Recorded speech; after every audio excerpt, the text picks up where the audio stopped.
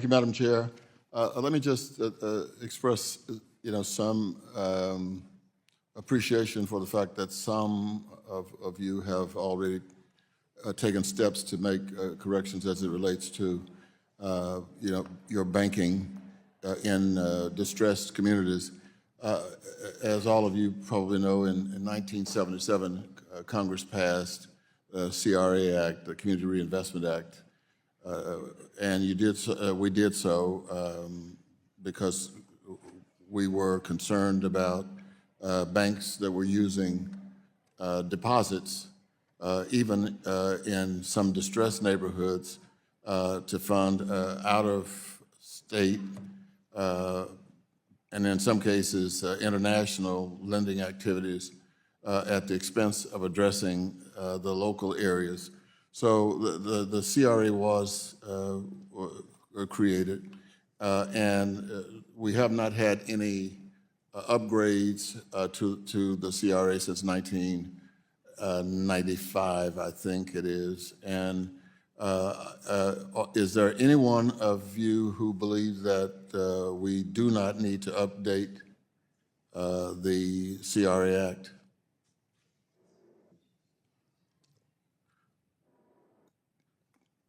Well, you make me happy.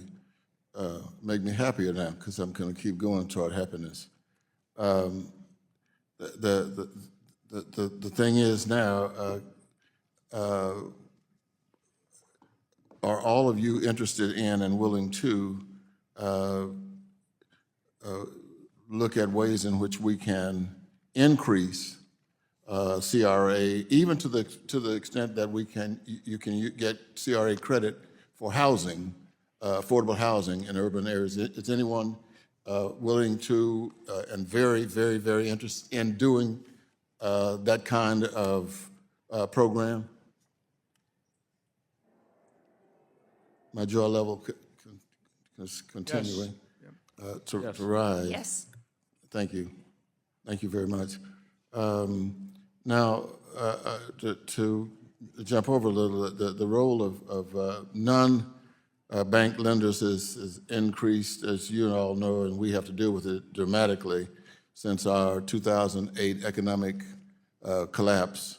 Non-bank lenders now originate more mortgages in the United States. It's almost 69% of all mortgages in 2020. Non-banks also originate 4 out of every 5 FHA loans, which are more likely to be originated in low and moderate income communities and borrowers. Between 2010 and 2016, the FHA share of loans originated by the 3 largest banks fell from 43% to 5%.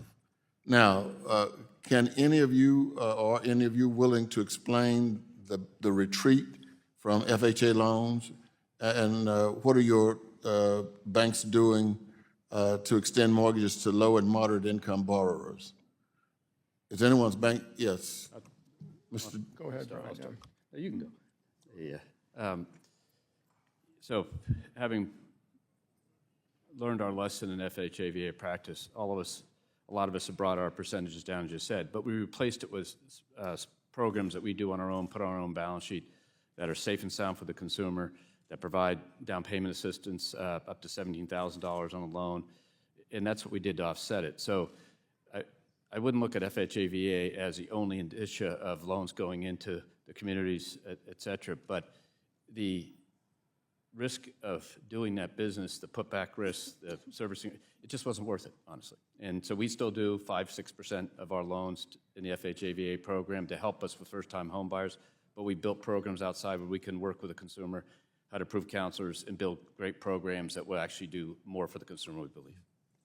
Congressman, we work with FHA and have done so. We also put those loans on our own balance sheet. One of the FHA, in my view, needs revamped.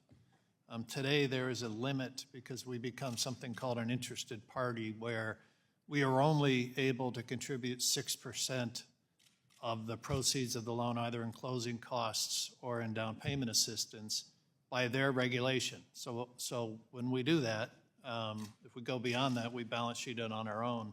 We don't actually participate in their program. They ought to change that. My time is running out. Yeah, I hate it is, but.